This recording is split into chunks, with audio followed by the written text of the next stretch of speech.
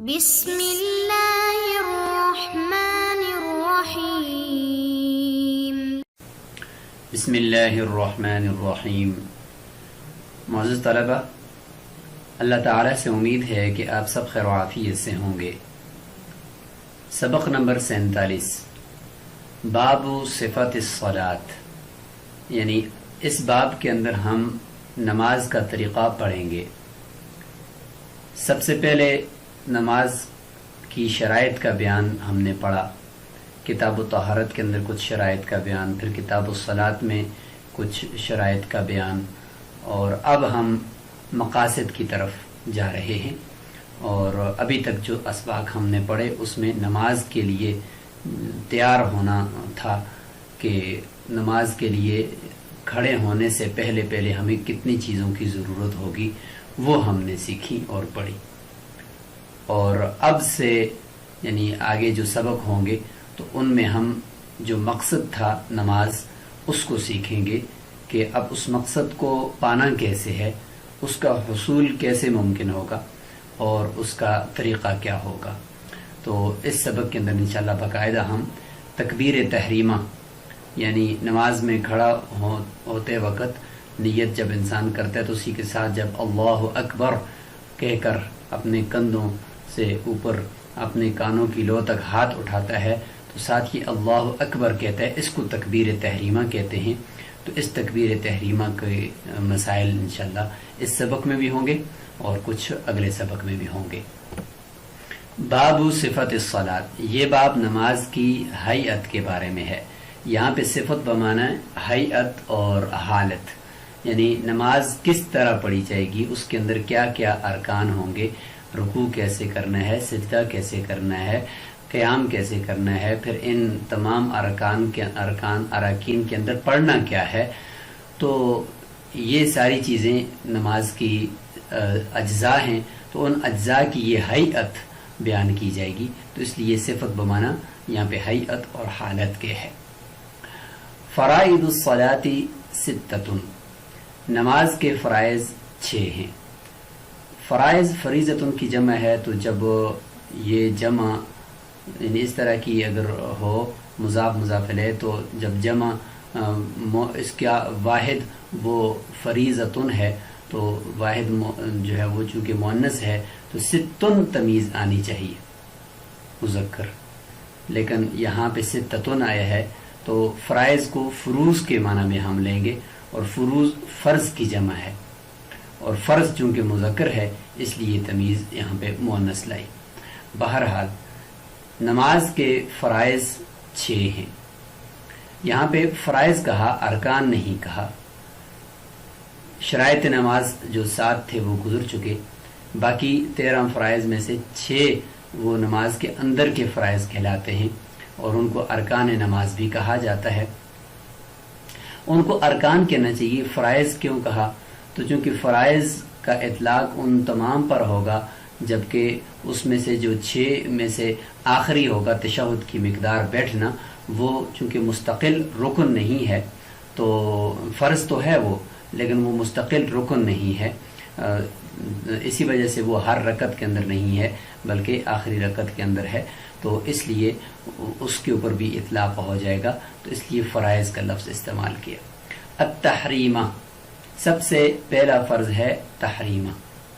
سب سے پہلے یہاں پہ اجمالاً 6 کے 6 فرائض کو ذکر کریں گے، پھر واجبات کا تذکرہ بھی شرح کے اندر ہوگا، اور پھر اس کے بعد آگے دوبارہ تحریمہ کی طرف لوٹ کر اس کے مسائل شروع کر دیں گے۔ التحریمۃ، سب سے پہلا فرض ہے تحریمہ۔ اس کی دلیل ذکر کریں گے، اللہ تعالیٰ کا فرمان ہے وَرَبَّكَ فَكَبِّرْ، والمراد به تکبیرۃ الافتتاح، سورہ مدثر کے اندر ہے۔ تو اس سے نماز کو شروع کرنے کی جو تکبیر ہے، تکبیر تحریمہ، وہی مراد ہے۔ ایسے پتہ چلا کہ چونکہ اللہ تعالیٰ نے حکم دیا ہے کہ آپ تکبیر کہیے، تو یہ امر وجوب کے لیے آتا ہے، اس سے فرض کا ثبوت ہو رہا ہے، تو ظاہر ہے کہ نماز سے باہر تو تکبیر کہنا کہیں بھی فرض نہیں ہے، تو معلوم یہ ہوا کہ یہاں پہ نماز کو شروع کرنے کی تکبیر مراد ہے۔ والقیام، اور دوسرا فرض ہے قیام۔ اللہ تعالیٰ کا فرمان اس کی دلیل کے طور پر وقوموا للہ قانتین، اللہ تعالیٰ کے سامنے کھڑے رہو خاموشی کے ساتھ، خشوع و خضوع کے ساتھ۔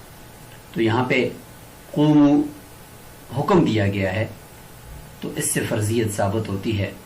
ظاہر ہے کہ نماز سے باہر تو کہیں پہ کھڑا ہونا فرض تو نہیں قرار دیا گیا، تو یہ نماز کے اندر ہی کھڑا ہونا مراد ہے۔ والقراءۃ، اور تیسرا فرض ہے قراءت، لقولہ تعالی، مطلقاً قراءت فرض ہے، پھر اس کے اندر سورہ فاتحہ کا واجب ہونا، 7 سورت کا ملانا، وہ پھر فصل فی القراءت کے اندر تفصیل سے آئے گا۔ اللہ تعالیٰ کا فرمان ہے فَقْرَؤُوا مَا تَيَسَّرَ مِنَ الْقُرْآنِ، کہ قرآن مجید میں سے جتنا آسانی کے ساتھ ہو وہ پڑھ لیا کرو۔ تو اس میں بھی امر وجوب کے لیے ہے، تو نماز کے اندر ہی پڑھنا مراد ہے۔ وَالرُّكُوعُ وَالسُّجُودُ، اور چوتھا فرض ہے رکوع کرنا، پانچواں فرض ہے دونوں سجدے کرنا۔ لقولہ تعالی، اللہ تعالیٰ کے فرمان دلیل کے طور پر ارکعوا واسجدوا، قرآن مجید میں ورکعوا واسجدوا، سورہ حج کے آخر میں ہے ورکعوا یا ایھا الذین آمنوا ارکعوا واسجدوا، تو یہ بھی حکم ہے، تو اس سے بھی فرضیت ثابت ہوگی۔ والقعدۃ فی آخر الصلاۃ مقدار التشہد، نماز کے آخر میں جب تمام رکعات مکمل ہو جاتی ہیں تو آخر میں تشہد کی مقدار بیٹھنا، قاعدہ اخیرہ جسے کہتے ہیں، یہ فرض ہے۔ تو تشہد پڑھنا اس میں واجب ہے، البتہ اتنی مقدار بیٹھنا یہ فرض ہے۔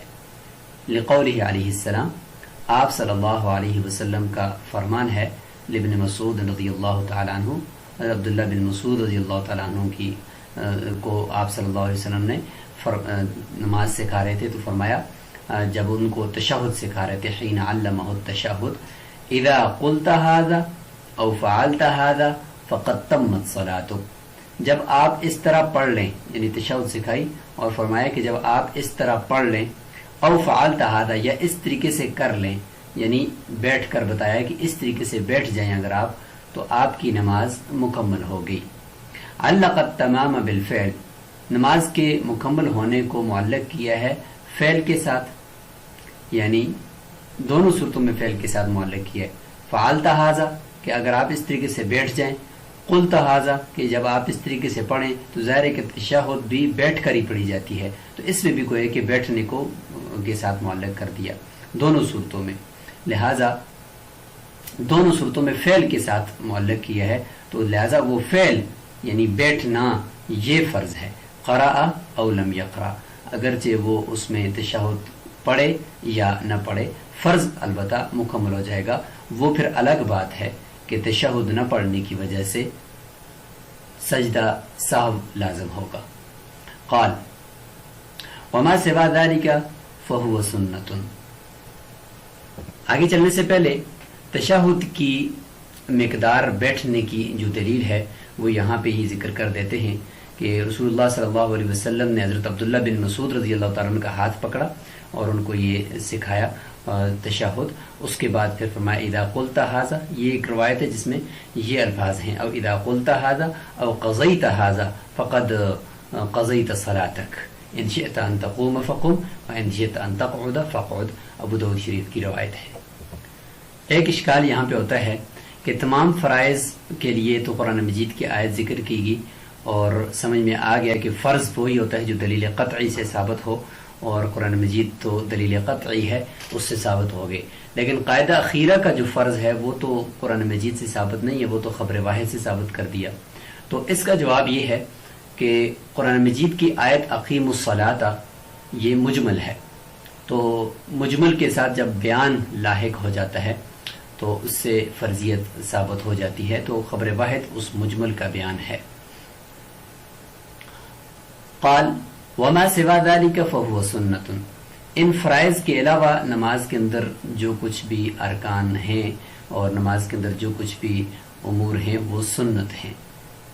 اطلق اسم السنت، امام قدوری رحمۃ اللہ علیہ کی یہ عبارت ہے، انہوں نے تمام باقی امور کے اوپر سنت کا اطلاق کیا ہے. وفیہا واجبات، حالانکہ نماز کے اندر سنتوں اور مستحبات کے علاوہ واجبات بھی ہیں. یعنی واجبات کہتے ہیں ایسے امور کہ جن کے کرنے سے نماز کے اندر، یعنی جن کا کرنا ضروری ہے، عملاً وہ فرض کے درجے میں ہی ہیں، اگرچہ وہ دلیل ظنی سے یا خبر واحد سے ثابت ہیں. اور اگر ان کو چھوڑ دیا یا ان کو مقرر کر دیا تو اس کی وجہ سے سجدہ سہو آخر میں لازم ہوتا ہے.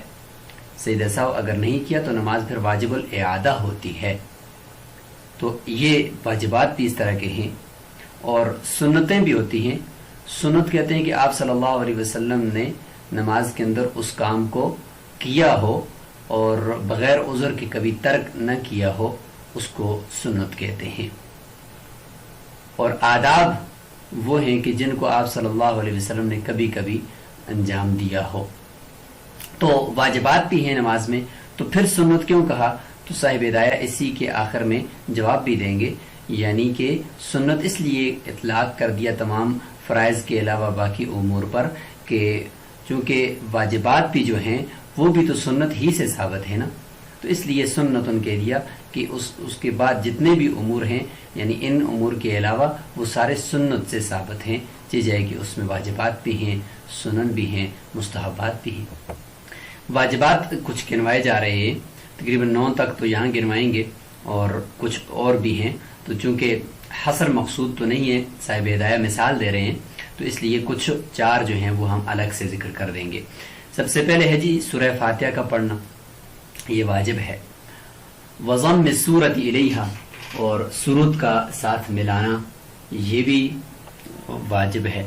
ومراعات الترتیب فیما شرع مکررا من الافعال، اور ترتیب کی رعایت رکھنا ان افعال میں، من بیانیہ ہے ماں کا، ان چیزوں میں جو مشروع ہیں مقرر، یعنی ایک ہی رکعت کے اندر مقرر، مطلب 1 مرتبہ 2 مرتبہ 3 ایک مرتبہ سے زائد وہ مشروع ہیں نماز کی ایک رکعت میں. افعال من الافعال یعنی افعال میں سے. ترجمہ ہوگا کہ ان افعال کے اندر ترتیب کی رعایت رکھنا جو افعال ایک رکعت کے اندر مقرر مشروع ہیں. جیسے کہ ایک رکعت کے اندر 2 سجدے وہ مقرر ہیں، تو لہٰذا دونوں سجدوں کو کرنا اور ان میں ترتیب کا خیال رکھنا. لہٰذا اگر ایک سجدے کو چھوڑ دیا تو نماز کے اندر جہاں پر بھی یاد آئے تو اس کو پھر ادا کرنا ہوگا. تو چونکہ ترتیب نہ رہی اس لیے پھر سجدہ سہو لازم ہوگا. والقاعدۃ الاولی، اور اسی طریقے سے پہلا قاعدہ یعنی 2 رکعت کے بعد جو قاعدہ ہوتا ہے درمیانی وہ واجب ہے. وقراءۃ التشہد فی القاعدۃ الاخیرہ، تشہد کا پڑھنا آخری قاعدے کے اندر یہ واجب ہے. آخری قاعدے کے اندر تشہد کا پڑھنا. والقنوت فی الوتر، اور وطر کے اندر دعائے قنوت کا پڑھنا. وتکبیرات العیدین، اور عیدین کی تکبیرات. والجہر فیما یجہر فیہ والمخافتۃ فیما یخافت فیہ، اور جہری نمازوں میں جہرن قرات، اور ایسی نمازیں جن میں جہرن نہیں ہوتی اور سرن قرات کی جاتی ہے تو ان میں سرن قرات کرنا. مخافت یعنی سرن قرات کرنا، آہستہ قرات کرنا خاموشی کے ساتھ، تو یہ بھی واجب ہے. ولہذا اچھا یہاں تک تو انہوں نے یہ کچھ واجبات گنوا دیے. اس کے علاوہ کچھ واجبات اور بھی ہیں، جیسے کہ سورہ فاتحہ کو 2 رکعتوں کے اندر ہی پڑھنا، فرائض کی 2 رکعتوں میں، اور سنن اور نوافل کی تمام رکعتوں میں پڑھنا. اور اسی طریقے سے سورہ فاتحہ کو پہلی 2 رکعتوں کے اندر پڑھنا، یعنی یہ واجب ہے، اور یہ الگ سے ایک واجب ہے. اور 2 ہی رکعتوں کے اندر پڑھنا فرائض کی، یہ ایک مستقل واجب ہے. اور 2 رکعتوں میں کون سی 2 رکعتیں؟ پہلی 2 رکعتیں. اور اس طریقے سے سورہ فاتحہ کو سورت پر مقدم کرنا، اور ارکان کو ٹھہر ٹھہر کر تعدیل ارکان، یہ بھی واجب ہے. اور لفظ سلام کے ذریعے سے نماز سے نکلنا، یہ بھی ایک مستقل واجب ہے. تو بہرحال یہ نماز کے واجبات بھی اختصار کے ساتھ یہاں پہ گنوا دیے. مقصود یہی تھا کہ سنت نہیں بلکہ نماز کے اندر کچھ واجبات بھی ہیں جن کو صاحب امام قدوری نے سنت ہی کہہ دیا، تو جواب بھی دے رہے ہیں. وَلِهَذَا تَجِبُ عَلَيْهِ سَجْدَةَ السَّهْوِ بِتَرْكِهَا، یہ واجبات ہیں، اسی وجہ سے ان کے چھوڑنے کی وجہ سے سجدے 2 سجدہ سہو لازم ہوتے ہیں، یعنی سہو کے 2 سجدے لازم ہوتے ہیں۔ ھذا هو الصحیح، یہی راجح قول ہے۔ وتسمیتها سنتا فی الکتاب، قدوری کی کتاب میں ان کو سنت نام دینا، ان کا نام سنت رکھنا، یہ کس وجہ سے ہے؟ لما انہ ثبت وجوبها بالسنہ، کہ ان کا وجوب یہ سنت سے ہمیں پتہ چلا، سنت سے ثابت ہوا۔ قال، متن کے اندر فرماتے ہیں وَإِذَا شَرَعَ فِي الصَّلَاةِ، اب یہاں سے نماز کا باقاعدہ طریقہ شروع ہو رہا ہے، پریکٹیکلی نماز پڑھنی کیسے ہے، تو تکبیر تحریمہ سے سٹارٹ کریں گے۔ وَإِذَا شَرَعَ فِي الصَّلَاةِ كَبَّرَ، جب نماز کو شروع کرنے کا ارادہ رکھے گا تو نماز کے لیے جب کھڑا ہو جائے گا صف میں تو سب سے پہلے کبارہ، تکبیر تحریمہ کہے گا۔ لما تلونا، جیسے کہ ہم نے ماقبل میں تلاوت کر دیا، وربک فکبر۔ وقال علیہ السلام، آپ صلی اللہ علیہ وسلم کا فرمان بھی ہے، تحریمها التکبیر، کہ نماز کے لیے جو تحریم ہے، یعنی نماز میں جتنے بھی حلال چیزیں ہیں انسان کی وہ ادھر حرام ہیں، تو اس میں تحریم ہے، یعنی باقی دنیا کے امور حرام ہیں، اب صرف اللہ تعالیٰ کی عبادت کے لیے یکسوئی کے ساتھ کھڑا ہونا ہے۔ تو نماز کی جو تحریم ہے وہ تکبیر ہے، تو اس لیے اس کو تکبیر تحریمہ کہتے ہیں، کہ اس کے کہنے کے بعد انسان کے اوپر کھانا پینا بات کرنا یہ جتنے بھی دنیاوی امور ہیں وہ حرام ہو جاتے ہیں۔ وَهُوَ شَرْطٌ عِندَنَا، یہ ہمارے نزدیک تکبیر تحریمہ شرط ہے۔ شرط کا مطلب کہ مشروط سے پہلے ہوگا اور مشروط کے علاوہ ہوگا۔ مشروط یعنی نماز کے لیے وہ یہ باقاعدہ نماز کے لیے شرط ہے، تو لہذا شرط باہر کی چیز ہوتی ہے اور پہلے آتی ہے، تو اس لیے ہم کہیں گے کہ یہ نماز کے لیے شرط ہے، نماز کا رکن نہیں ہے۔ خلاف للشافعی رحمہ اللہ، سوائے امام شافعی رحمہ اللہ کے، حتیٰ وہ فرماتے ہیں کہ امام شافعی رحمۃ اللہ علیہ اس میں اختلاف فرماتے ہیں، حتیٰ ان من تحرم للفرض، یہاں تک کہ اگر کسی نے فرض کے لیے تحریمہ باندھا، یعنی فرض کے لیے تکبیر تحریمہ کہی، کان لہ ان یؤدی بها التطوع عندنا، یہ ہمارے قول کے اوپر یعنی احناف کے قول کے اوپر یہاں پہ تفریع کیا جا رہا ہے ایک مسئلہ، کہ اگر کوئی آدمی فرض کی نیت سے تکبیر تحریمہ کہے تو اس کے لیے اجازت ہے کہ وہ اس سے آگے نوافل پڑھ لے اور اس فرض نماز کو نفل میں تبدیل کر کے پڑھ دے، چونکہ تکبیر تحریمہ وہ شرط ہے تو نماز کا باقاعدہ رکن نہیں ہے۔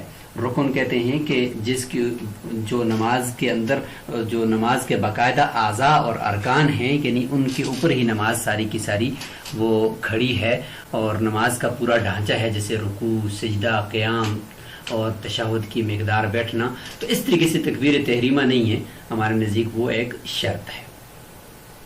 امام شافعی رحمۃ اللہ فرماتے ہیں کہ انہ یشترط لہا ما یشترط لسائر الارکان، ان کی دلیل یہ ہے کہ تکبیر تحریمہ رکن ہے اور نماز کے اندر کی چیز ہے، نماز سے باہر کی چیز نہیں ہے۔